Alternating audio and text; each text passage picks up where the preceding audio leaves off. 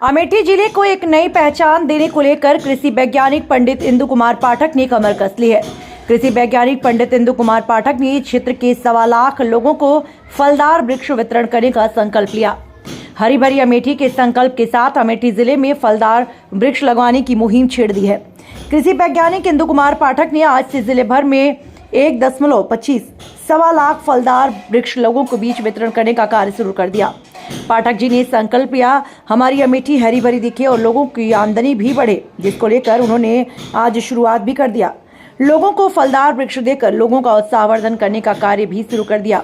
पाठक जी का मानना है कि फलदायक वृक्षारोपण से लोगों को रोजगार के साथ साथ आमदनी भी बढ़ेगी।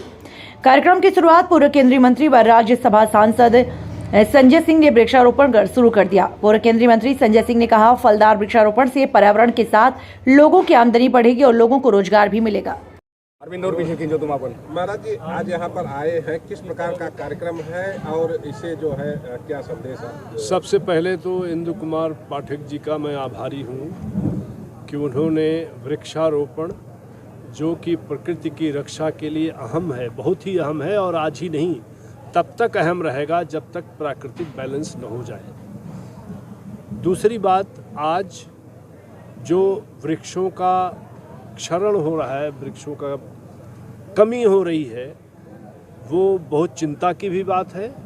और ऐसे लोग जब इस तरह से सक्रिय होंगे तो इसमें खुशखबरी भी है कि लोग इसके लिए आतुर हैं और इसकी आवश्यकता की पूर्ति के लिए अपने जीवन का प्रमुख समय दे रहे हैं। आज मैं ये चाहता हूँ कि आपके माध्यम से भी, इंदु पाठक जी के माध्यम से भी ये बात हर एक देश के वासी, देश के बच्चे के मन में जाना चाहिए कि अगर प्रकृति सुरक्षित होगी तभी मानवता सुरक्षित होगी।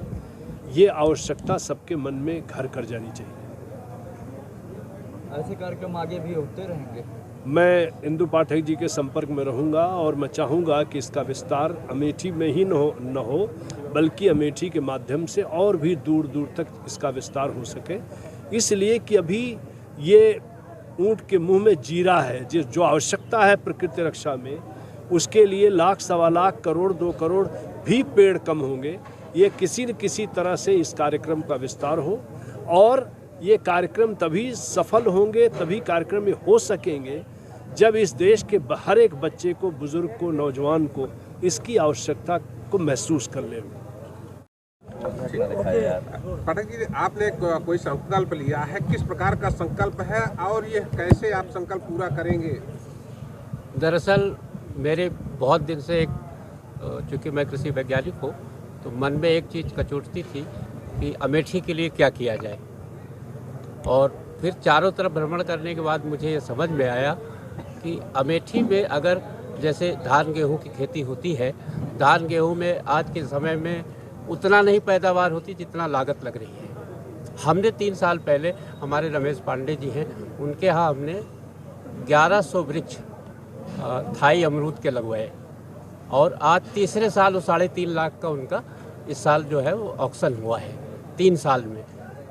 अगले साल वो 5+ जाएगा और 7 साल जब होगा तो 2.5 बीघे से 10 लाख की फसल निकलने वाली है। मेरी सोच ये है कि अमेठी में जिसके पास भी जो भी ज़मीन है, अगर वो 10 बीघा है तो अगर 2 बीघा लगाता है, वो 2.5 बीघा भी लगाता है तो साल के उसको 2-4 लाख रुपये जो है फल वृक्षों से आएंगे, जो उनके आय को बढ़ाएगा, उनके स्टेटस को बढ़ाएगा और जो वहाँ उनके बच्चे आज जो बेरोजगार हैं उनको एक रोजगार की तरफ अग्रसर करेगा।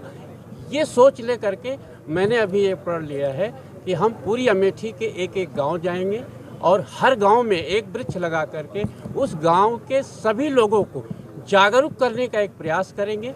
अभी 6 महीने के मेरे मिशन में कम से कम 25 बगिया हमारे यहाँ लागत है मेरे निर्देशन में, जो अभी धान की कटाई के बाद 100+ हो गए हैं। तो मेरा ये मानना है कि अगर यह जागरूकता फैलाई जाएगी तो आने वाले 5 वर्षों में हम अमेठी, प्रॉपर अमेठी ज़िले में कम से कम 1 लाख युवकों को रोजगार दे पाएंगे। बहाना रहेगा वृक्ष का, फल वृक्ष का। उसमें फल वृक्षों में जो सरल फल वृक्ष हैं, जिनमें कोई परेशानी नहीं है, जिनमें ज़्यादा लागत नहीं है और उत्पादन और आय अच्छी है, उनको पहले शुरुआत करेंगे। उसके बाद फिर हम और हाइब्रिड्स की तरफ बढ़ेंगे। लेकिन पहली शुरुआत हमारी ये होगी, तो पूरा उद्देश्य हमारा है कि कैसे फलदार अमेठी बने, पूरे उत्तर प्रदेश में अमेठी फलों के नाम से जानी जाए, और हम अमेठी में जब हम 1 लाख रोजगार दे सकते हैं अगर इस माध्यम से, जो आज हमारे पढ़े लिखे युवा बेरोजगार हैं,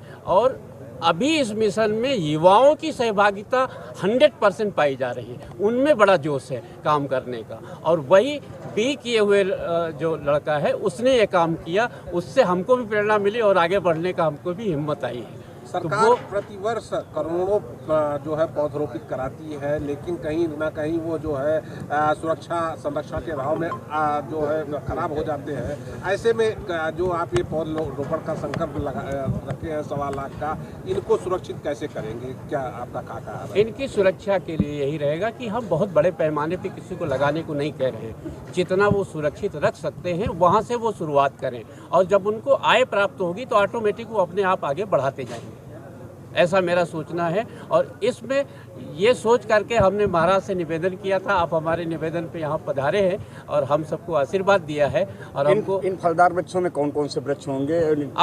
अभी हमारा ध्यान जो है वो अमरूद, नींबू, शरीफा, खाली इन 2-3 वृक्षों पे है, क्योंकि आम हमारे यहाँ बहुतायत है और उसका हमें वो दाम नहीं मिल पाता है, जबकि इन फलों का दाम हमें ज़्यादा मिल रहा है उसके तुलना में। दूसरे, ये वृक्ष हमको 2 साल बाद फल देने लगते हैं। आम का फल के वृक्ष के लिए हमें 5 साल, 7 साल, 8 साल इंतज़ार करना पड़ेगा। इसमें आप दूसरे साल से आप बाज़ार में आ सकते हैं, व्यावसायिक आपका जो व्यवसाय जैसा रहेगा, जिससे दूसरे साल आपको लाभ प्राप्त करना शुरू हो जाएगा। उन्नत किस्म के वृक्ष जो है वो कहाँ से प्राप्त होंगे, उसकी जानकारी के लिए अभी हमारे जिन भाइयों ने बताया था, तो गवर्नमेंट के जो कृषि विज्ञान केंद्र हैं या जहाँ से गवर्नमेंट की संस्थाएं हैं, जहाँ से हमको गुणवत्ता वाले बीज मिल रहे हैं, वो और सस्ते मिल रहे हैं, वहाँ का एड्रेस हम सबको दे देते हैं, जो पूछते हैं वहाँ जा कर के वो लोग ले आ रहे हैं। Thank you.